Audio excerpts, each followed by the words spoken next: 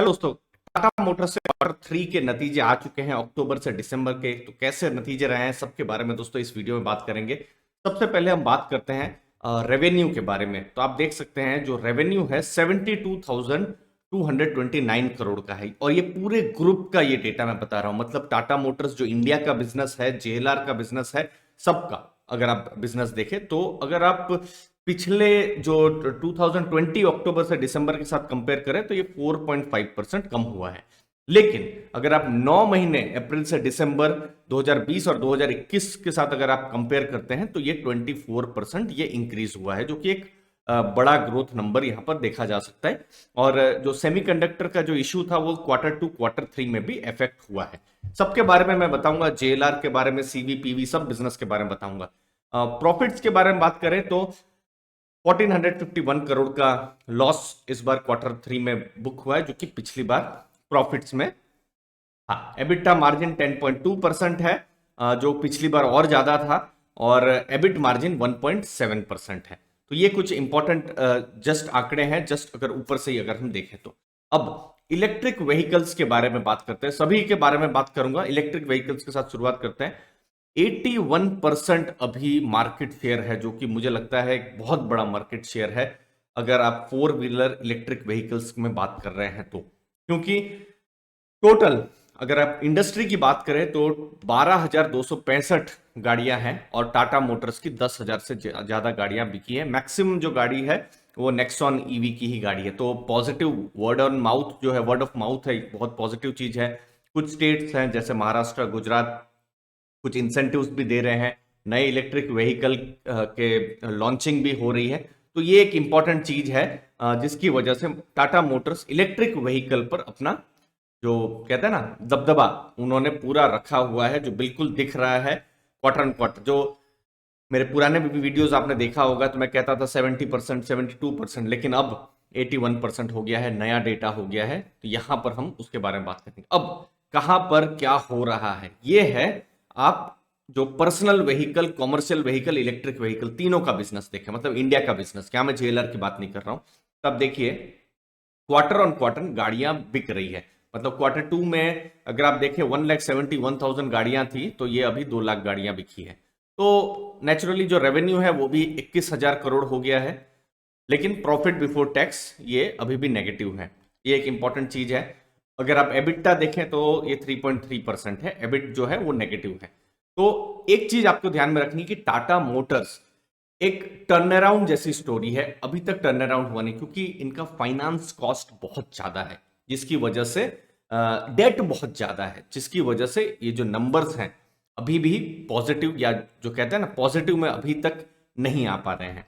बाकी चूंकि मैं कह रहा हूं कि ये एक तरीके से टर्न अराउंड हो रहा है, तो देखिए जैसे कॉमर्शियल व्हीकल में 19% का ग्रोथ हुआ है ईयर ऑन ईयर।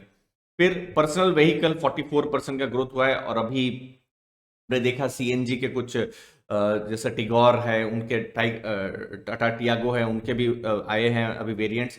तो और फिर इलेक्ट्रिक व्हीकल में 3x का ग्रोथ हुआ है। ये खाली इंडियन बिजनेस की बात करें।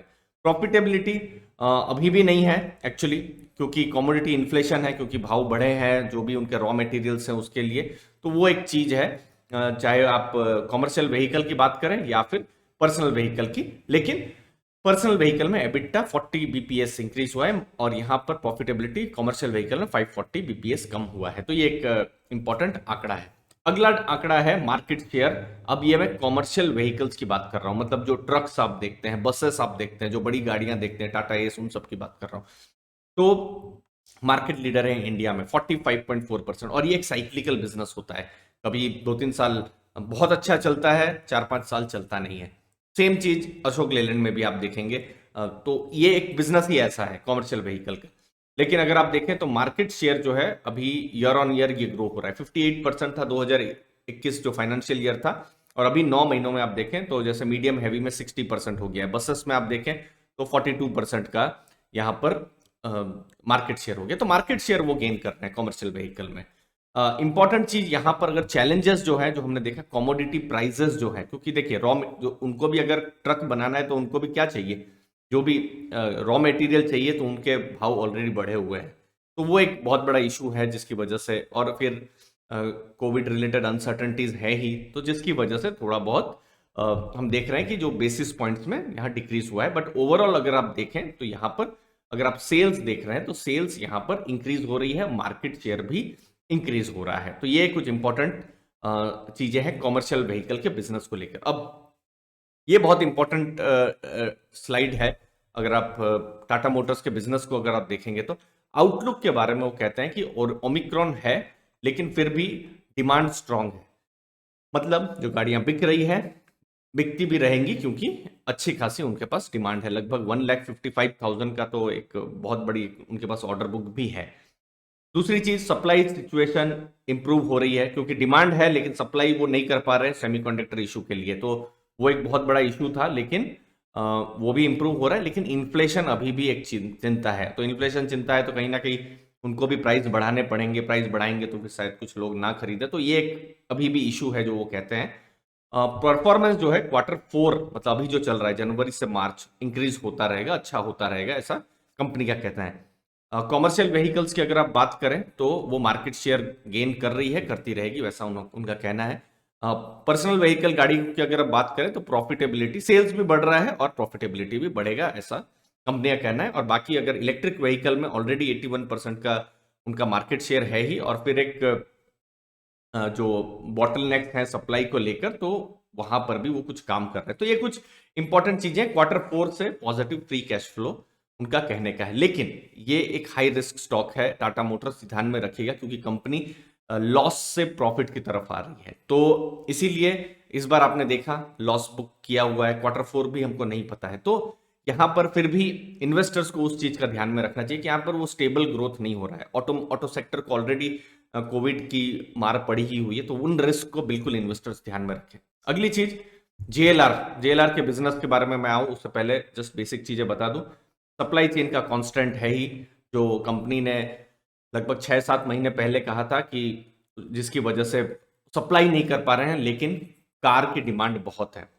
उनका फोकस है सेविंग्स का 1 बिलियन पाउंड का, और एबिट मार्जिन और positive free cash flow Q4 में वो अचीव करेंगे, ऐसा उनका कहना है। अब यहां पर अगर आप बात करते हैं कि हाइलाइट्स, अगर आप इंडस्ट्री की बात करें 15% डी ग्रो हुई है टाटा, और यहां पर टाटा मोटर्स की अगर आप बात करें तो 13% मार्केट शेयर उन्होंने यहां पर इंक्रीज किया है। 2264% पर्सनल व्हीकल और कमर्शियल व्हीकल में भी उन्होंने अपना मार्केट शेयर जो है उन्होंने बढ़ाया हुआ है। तो ये कुछ इंपॉर्टेंट नंबर्स हैं। अगर आप देखेंगे रिटेल में देखेंगे तो हाईएस्ट एवर उन्होंने सेल्स किया है 1 लाख से ज्यादा गाड़ियों की। लेकिन अगर चैलेंजेस देखेंगे तो कोविड है ही, कुछ सेमीकंडक्टर के इशू है ही, और अगर ब्राइट स्पॉट्स अगर आप देखेंगे तो सीएनजी गाड़ियों का भी अच्छा रिस्पॉन्स मिल रहा है। इलेक्ट्रिक आउटलुक अब थोड़ा अच्छा हो गया है। तो ये कुछ इंपॉर्टेंट पॉजिटिव चीजें हैं। अब मैं आता हूं यहां पर जेएलआर के बिजनेस में। तो जेएलआर में आप देख रहे हैं गाड़ियां बिक रही है 2,86,000 यहाँ पर गाड़ियां बिकी है। ईयर ऑन ईयर भी यहाँ इंक्रीज हुआ है। रेवेन्यू भी 72,000 करोड़ अगर आप देखेंगे तो ये डेटा है। इनफैक्ट ये वाला जो डेटा है यहाँ पर पूरा जो टाटा मोटर्स है उसका डेटा है, ये सिर्फ जेएलआर का डेटा नहीं है, ये टाटा मोटर्स का डेटा है। तो 72,200 करोड़ का ये पूरा रेवेन्यू हुआ है। और अगर आप Q2 के साथ कंपेयर करते हैं तो गाड़ियां भी बिकी हैं। प्रॉफिट बिफोर टैक्स अभी भी नुकसान में है कंपनी, वो 700 करोड़ का उन्होंने अभी भी लॉस में है। एबिटा मार्जिन 10.2% है, जो हमने बिल्कुल स्टार्टिंग में डिस्कस किया था। एबिट परसेंटेज अभी पॉजिटिव में है, तो इसीलिए ये थोड़ा सा रिस्क बिजनेस हो जाता है। बाकी यहाँ पर जेएलआर का बिजनेस में सेमीकंडक्टर की सप्लाई बहुत बड़ा एक चीज है जिसकी वजह से बिजनेस कम हो पा रहा है। अगर होलसेल की अगर आप बात करें तो 8% ये बढ़ा है, और 69,000 यूनिट्स इनका अगर आप देखेंगे तो यहाँ पर ग्रोथ हुआ है। बाकी चाइना मार्केट में इनका अच्छा ग्रोथ है। बाकी Q4 बहुत ही इंपॉर्टेंट यहाँ पर उनके लिए रहने वाला है। अगली चीज लास्ट में अगर आप देखेंगे सेमीकंडक्टर का जो इशू है उसके लिए कंपनी, आप देख सकते हैं Q1 में बिजनेस में बहुत बड़ा इफेक्ट पड़ा था क्योंकि वो प्रोडक्शन नहीं कर पा रहे थे। 51,000 ही गाड़ियां प्रोड्यूस कर पाए। अब उनका मानना है कि ये प्रोडक्शन अब होता रहेगा। लगभग 1,55,000 गाड़ियों का ऑर्डर बुक है ही। तो ओवरऑल उनको लगता है कि चीजें अब सामान्य होती जाएंगी। तो इंपॉर्टेंट अब यही रहेगा कि ब्रोकरेजेस क्या कहते हैं, एनालिस्ट क्या कहते हैं, जब भी ये Q3 का रिजल्ट आया हुआ है। चिप शॉर्टेज मुझे लगता है बहुत हद तक अभी चीजें सामान्य हो रही है, लेकिन अभी भी इन्फ्लेशन बहुत बड़ा इशू है। भारत का जो बिजनेस है वो अच्छा कर रहा है। अगर आप पर्सनल व्हीकल की बात करें, अगर आप इलेक्ट्रिक व्हीकल की बात करें, वहाँ इलेक्ट्रिक व्हीकल में तो 81% की लीडरशिप है। कॉमर्शियल व्हीकल में दाम थोड़े बढ़े हैं तो उसकी वजह से शायद बिजनेस में असर पड़े। जेएलआर धीरे धीरे अपना ग्रेजुअल इंप्रूवमेंट कर रहा है, क्योंकि इतना बड़े स्केल में वो बिजनेस है, तो उस चीज को भी बिल्कुल ध्यान में रखना चाहिए। ओवरऑल डिसेंट नतीजे आए हैं, कंपनी अभी भी लॉस में है, तो हाई रिस्क है। तो यहाँ पर अभी भी वो टर्न अराउंड जैसी जो चीजें हैं वो दिख रही है कि हाँ, टर्न अराउंड टाटा मोटर्स में हो रहा है। बाकी नए टारगेट्स लेकर आपके सामने फिर से प्रस्तुत होंगे, जब भी जो एनालिस्ट लोग जो भी नए टारगेट्स लेकर आएंगे। धन्यवाद आपके टाइम के लिए।